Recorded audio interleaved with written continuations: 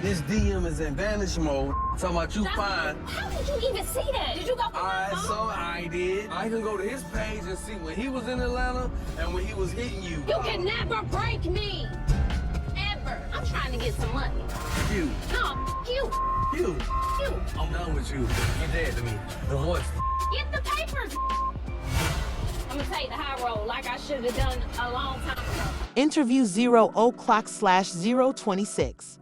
Kendra didn't know that everything was going to collapse. She had thought that this evening would be simply another cozy evening spent at home, preparing dinner and acclimating to the routines of married life. The city's pulse was pulsating steadily beneath the quiet surface, and the air in Atlanta was heated that night. There were ups and downs in Kendra and Joc's relationship, just like in any other. Storms, but they both sensed that something had changed recently, though they couldn't pinpoint it. There was no longer the intimacy between them, only an unspoken distance that seemed to grow daily.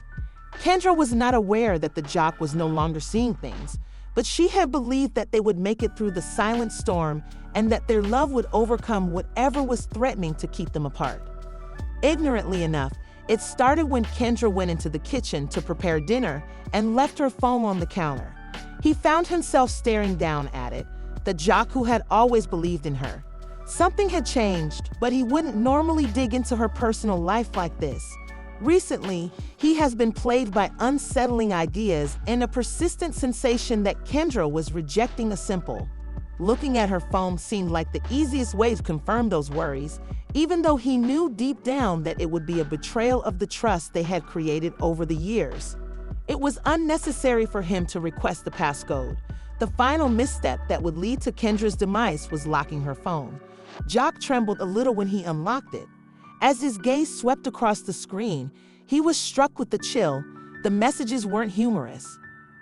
Joc felt his heart sinking more and deeper as he read. These were not the normal discussions one has with a friend or coworker. They were filled with secret confessions, longing, and a connection that felt too strong for comfort. People in committed relationships don't say things like that to each other. Something that Kendra had been concealing from him. Felt as if everything they had diligently built together had been deceived. Kendra was texting someone she had previously shared a portion of her life with, an ex from her past. There was more to this man than just friendship. He was a part of Kendra's heart, and those sentiments had not only persisted.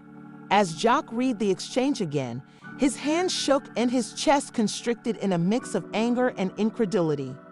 But had been back in touch, it was clear that more had happened than Kendra had revealed. This wasn't a one-time mistake, but rather a persistent emotional problem.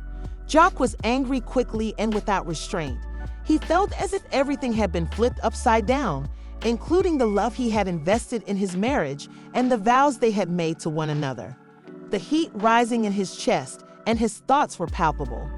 Skyrocketing as anger clouded his eyes, and he couldn't turn away the nagging feeling in his stomach that he had been duped. Upon her return to the living room, Kendra immediately noted the tension in the air as the Joc stood there, his face pale with astonishment and rage, his phone in hand. Not long after, she realized what was going on. She could tell by the cold, accusing look in his eyes that he had seen the texts. I like the spot. You too. Energy good, good crowd. So what's really going on with you and Mario? You know, it's business. You know, I don't want you to, be feeling no kind of way. Like, I'm honest. I'm faithful, and I feel like, You don't want me to feel no kind of way, right? But if I was dealing with a woman who was sending me hard eyes in my DM, talking about I'm fine, talking about I'm sexy. But I never replied back to any of those. I didn't even Nah, see you that. replied after that. You definitely saw it. I sell You title don't want me, insurance. I don't want to Sell be part title of title insurance. insurance. You want me to be cool with you continuing to do business with You love. the one out about this. That's why you No. feeling so Let me tell you weird something. about it, because you probably insecure. Don't try to twist this up and point the fingers at me. I saw the receipts. And if you want to sit here and play these mind tricks with me, I'm going to really feel like it's more to this. And I ain't with it. I see that this DM is in vanish mode. Talking about you fine. How did you even see that? Did you go? Alright, so I did. I can go to his page and see when he was in Atlanta and when he was hitting you. I'm not gonna play with you like that. If you want to play kid games, I'll be out. Go play with your kids. Go play with your baby mamas. Don't play with me. I'm talking about this specific situation. I'm gonna break you the down. You can never break me. Ever. I'm trying to get some money. Well, go get some money with somebody else who ain't trying to. You can never break me. Ever. You. No, you. You. You. I'm done with you. You dead to me. Divorce. Get the papers. I'm gonna take the high road like I should have done a long time ago. Good riddance. Prior to her opening her mouth to speak, Joc's voice broke the silence. Kendra felt the chill run down her spine as he spoke in a low, menacing voice. Kendra's attempt to hide this part of her life in order to maintain the shaky relationship she had with Joc failed. Instead, everything was revealed, including their flirtations, discussions, and covert relationship. This is explained by the fact that Kendra's voice was trembling as she spoke in a whisper. But the damage was already there. It was suffocating to hear the truth, and Joc didn't want an explanation. He screamed, his voice rising in a mix of hurt and rage. "You think you can just hide this from me? This is my back." He gestured at the phone he was holding in his hand as though it were a crime unto itself. Kendra had never meant to hurt him and had never thought that her actions would have such a tragic outcome. But now they were experiencing more agony in his eyes than she had anticipated. There was no way to undo this, and I didn't intend for it to occur. Despite her best efforts, Kendra's comments seemed insufficient to combat the Joc's emotional outburst. Resentfully, Joc tightened his fists and shouted, "No, all of our possessions are now lies, even though you didn't intend for it to happen." Kendra felt as like the words had been slapped across her face, and she felt as though she was being choked by the weight of his accusation on her chest. She intended to make amends by apologizing and providing clarification, but she felt that she had ruined his trust and that no amount of words could ever restore it. "You believe that this is a joke.